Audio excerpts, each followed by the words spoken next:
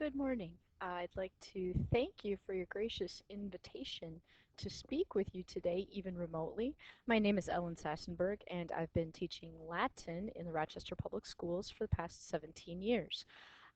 Jerry graciously invited me to share with your group today a presentation that I gave last April during a forum workshop at our church.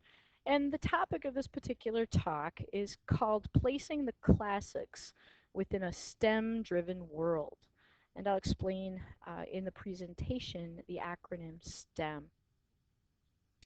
To begin with, a question I'm asked very frequently is, why should I study Latin? It doesn't seem immediately tangible in its feedback or payoff, so why should I? The answers I give to this question are straightforward, like to improve your vocabulary. Over 80% of English is derived from the Latin vocabulary. Now, structurally, understand that English and English grammar is related to German and comes from, in fact, the Germanic languages, but the vocabulary comes from Latin. Another answer to this question is always, well, to earn a higher SAT or ACT score. And so students very much have an advantage on these things, especially when it comes to the vocabulary related test items. Many students have families who work within the healthcare field, and so many of those students are wanting to learn Latin in order to learn medical terminology more rapidly to advance them in their own careers. And lastly, I tell students too that you should think about studying Latin simply to learn the metalinguistic structure of language. And what that means, metalinguistic, are the patterns that are universal to language. When you take the time to study a language like Latin, not only do you achieve those benefits, but you also get the privilege and opportunity of reading some of these magnificent Roman authors and writers, one of whom that must not be missed is Marcus Tullius Cicero, great Roman orator, statesman, politician. We're so fortunate to have uh, been able to read so many of his works as they've been preserved and handed down to us through the generations. In the year 62 BCE, however, Cicero wrote one particular work called the Pro Archia Poeta. And in the Pro Archia Poeta, he specifically defends the poet named Archias, Aulus Licinius Archias. He's born in Antioch in the eastern portion of the Roman Empire, in the Greek-speaking portion of the Roman Empire, around 120 BCE, and he was challenged on his claim to Roman citizenship. Archias was brought to Rome by Lucius Lucullus, who at the time was a leading general and politician. In this era, poetry was used by generals to record and memorialize their exploits on the battlefield. This is what epic poetry begins as, simply the record of the victorious general's deeds. We're not certain in the historical record, however, it's quite likely that the source of this legal charge originates from Gnaeus Pompeius Magnus, who was a military rival of Lucullus.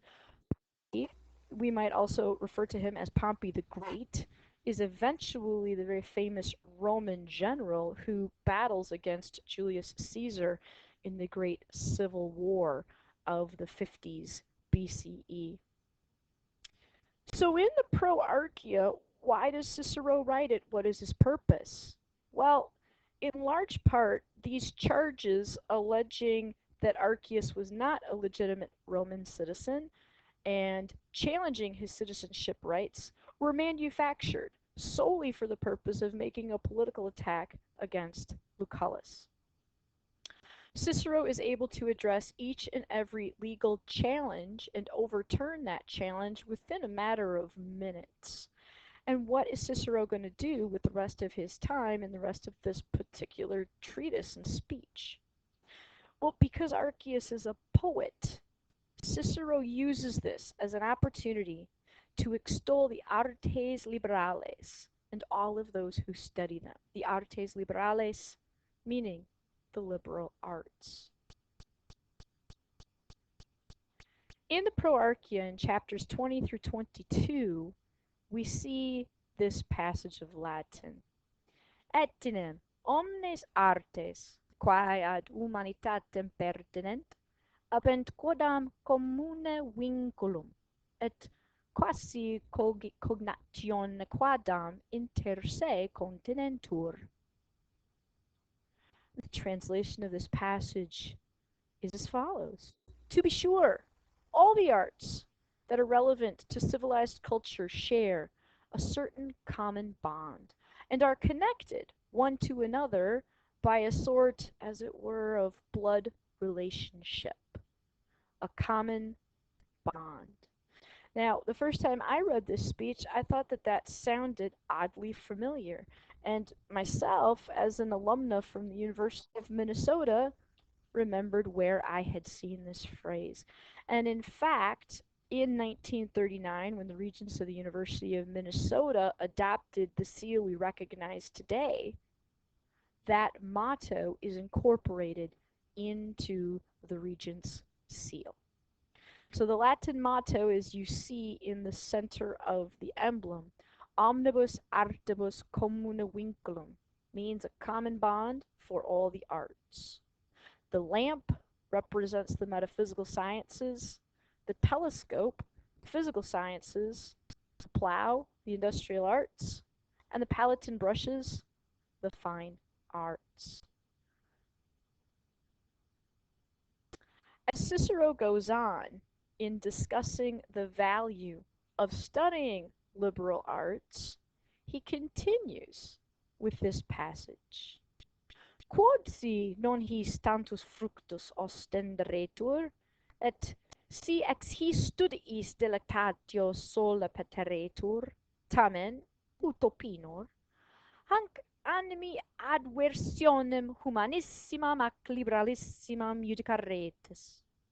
Nam certae neque temporum sunt nequae tatum omnium neque locorum, haec studia adolescentiam alunt, senectutem oblectant, secundas res ornant, et versis perfugium ac solacium praebant, delectant domi, non impediunt foris, pernoctant nobiscum, peregrinantur, rusticantur. And a translation of that means, though even if there were no such great advantage to be reaped from it, and if it were only pleasure that is sought from these studies, still I imagine you would consider it a most reasonable and liberal employment of the mind. For other occupations are not suited to every time, nor to every age or place. But these studies are the food of youth, the delight of old age, the ornament of prosperity, the refuge and comfort of adversity, a delight at home and no hindrance abroad. They are companions by night and in travel and in the country. And I think that is an outstanding way to continue to interpret the value of the liberal arts. They are with you always for all time, no matter where you are in life and life's journey. So the answer that I would offer today for why is it important to continue to offer a study of the liberal arts is to simply continue to examine the commune vinculum. And I would offer, what should we interpret that commune vinculum as today? The human condition. At the end of the day, whether we are a physician, an engineer, a teacher, a food service worker, custodian, carpenter, laborer, manufacturer, fabricator, we're still human. So how does this fit in with the other idea of this talk today? Fitting in with STEM. For the last 10 or so years, this acronym of STEM has been used to discuss the academic fields of science, technology, engineering, and math. So when you hear reference to STEM education, It's these core science and technology areas that are being included in that. But if we contrast what Cicero says regarding the value of the liberal arts with the contemporary drive towards emphasizing STEM education, well, if we take the privilege of inserting the liberal arts as valuable as well, we could create the acronym STEAM and add the arts to that. And why not? In point of fact, within the last few years, there have been multiple articles in the popular press and media calling for a greater value of studying the liberal arts. And many of these calls for studying and valuing the liberal arts come from Silicon Valley itself and from many of these central hubs of technology innovation. There's an article from the Washington Post this past February with this particular headline: "We don't need more STEM majors, we need more STEM majors with liberal arts training." And the thesis of this particular article addresses the fact that, as the subtitle says, to draw from other disciplines produces better scientists. If we can continue to maintain our degree of critical thinking, thinking creatively, figuring out how to innovate in a manner that continues to better the human condition, the common vinculum, it's my view that we will all be better off as a society for that. Rather than looking at this as a black and white, one or the other, I think a stronger perspective on this particular issue would be to look at it as a both and. In this particular article, Dr. Hayes is a professor of chemistry in Memphis at Rhodes College, and she writes that it is important for the sciences to still be valued in order for us to remain competitive in the world at large. However, she argues that the American STEM grads, if they're going to lead the world in innovation, then their science education cannot be divorced from the liberal arts. After that product is invented and tested, it has to find its way into that marketplace.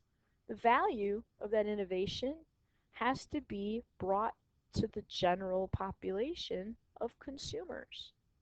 When we understand the needs generated from the human condition, that in turn can drive so much of our innovating and inventing. In another piece in March by Fareed Zakaria of CNN, he writes very strongly about the dangers of being obsessed exclusively a STEM education. And as he has studied educational systems and economic systems internationally, he writes in this piece that a broad general education helps foster critical thinking and creativity. Who can argue against the value of being able to think critically and think creatively? So when we incorporate the value of the liberal arts, the humanities, art history, architecture, literature, music, language, classical language, we're going to be better off in the long run. When we take a look and consider what the humanities really are, the humanities teacher under whom I had the great privilege of studying during my own high school time presented the word to us on the whiteboard on the first day of class. And he talked to us about the value of studying who we are as people. And even in a place like Rochester, Minnesota, where arguably the Mayo Clinic drives so very much of our innovation and the heartbeat of this city, we absolutely need the science. We need the scientists to make the discoveries. We need the engineers to design and build the machines that deliver the healing therapies. There's no question. At the same time, when we come to a place like Mayo as that patient, or I would suggest as that suppliant looking for the cure and the healing, at the end of the day, the humanities provide us with our human ties. So thank you for providing me the opportunity to share a little bit with you from my perspective on the value of the humanities, the value of Latin in the classical humanities and how that fits in with our science-driven world today. Remember the human ties. Remember the commune vinculum. I wish you all a very excellent day. Thank you again for the opportunity to speak with you, even virtually as it is. All the best. Thank you.